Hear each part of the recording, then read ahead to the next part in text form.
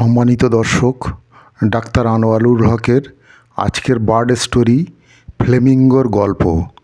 একদিন বিকেলে ছোট্ট শহর মগরাহাটে হক পরিবারের 3 ভাই বোন অনিক, আঁখি আর ইরাক ঘরের বারান্দায় বসে গল্প করছিল। আঁখি হঠাৎ একটা পত্রিকা হাতে নিয়ে বলল, দেখো, পত্রিকায় ফ্লেমিঙ্গো পাখি নিয়ে একটা সুন্দর প্রতিবেদন আছে। জানো এরা কত সুন্দর পাখি? ইরাক উৎসুক হয়ে বলল, ফ্লেমিঙ্গো? আমি তো শুধু জানি ওরা গোলাপি রঙের হয়, এর চেয়ে বেশি কিছু জানি না। বলো না দিদি, আর কি কি মজার তথ্য আছে? আঁখি বলল, আচ্ছা শোনো, ফ্লেমিঙ্গো পাখি লম্বা পা আর লম্বা ঘাড়ের জন্য বিখ্যাত, কিন্তু ওদের গোলাপি রঙটা আসে খাবার থেকে। ওরা যা খায় তার মধ্যে থাকা ক্যারোটিনয়েড রঙ ওদের গোলাপি পালককে আরও গোলাপি করে তোলে। অনিক বলল, ক্যারোটিনয়েড মানে কি গাজরের মতো রঙ?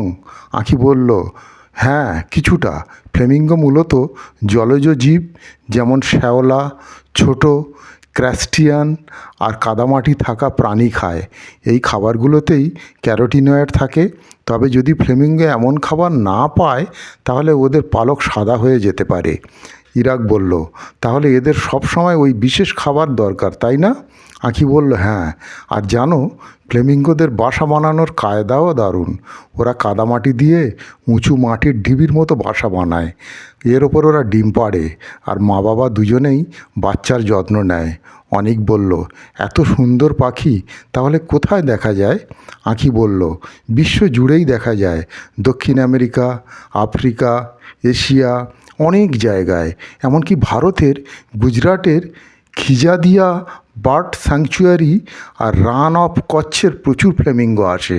এদের একসঙ্গে গোলাপি রঙের মতো দেখায়।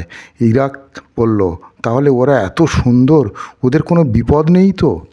আঁখি গম্ভীর হয়ে বলল, আছে। জলবায়ু পরিবর্তন, জলাশয় শুকিয়ে যাওয়া আর মানুষের শিকার করার কারণে ওদের সংখ্যা কমছে, তাই সংরক্ষণ খুব জরুরি। অনেক বলল, তাহলে আমাদেরও কিছু করতে হবে। আমরা গুজরাটে গিয়ে ওদের দেখতে পারি, আর ফ্লেমিঙ্গো নিয়ে একটা ডকুমেন্টারি বানালে কেমন হয়? ইরাক বলল, হ্যাঁ, আর আমি গুগলে সার্চ করে আরও তথ্য জোগাড় করব। 3 ভাই বোনে মিলে ফ্লেমিঙ্গো নিয়ে সচেতনতা বাড়ানোর পরিকল্পনা করতে শুরু করলো। তাদের আলোচনার মাধ্যমে এই বিশেষ পাখির প্রতি ভালোবাসা শুধু তাদের মধ্যেই নয়, অন্যদের মধ্যেও ছড়িয়ে। ফ্লেমিঙ্গোর মতো সৌন্দর্যময় পাখি প্রকৃতির জন্য যেমন প্রয়োজনীয়, তেমনি আমাদের জন্য একটা বড় শিক্ষা প্রকৃতিকে ভালোবাসা ও তাকে সংরক্ষণ করা। তো সুপ্রিয় দর্শক, আজকের ডাক্তার আনোয়ারুল হকের এই বার্ড স্টোরি ফ্লেমিঙ্গোর গল্প যদি আপনাদের ভালো লেগে থাকে, এরকম গল্প নিয়মিত পাওয়ার জন্যে চ্যানেলটিকে সাবস্ক্রাইব করে রাখতে পারেন।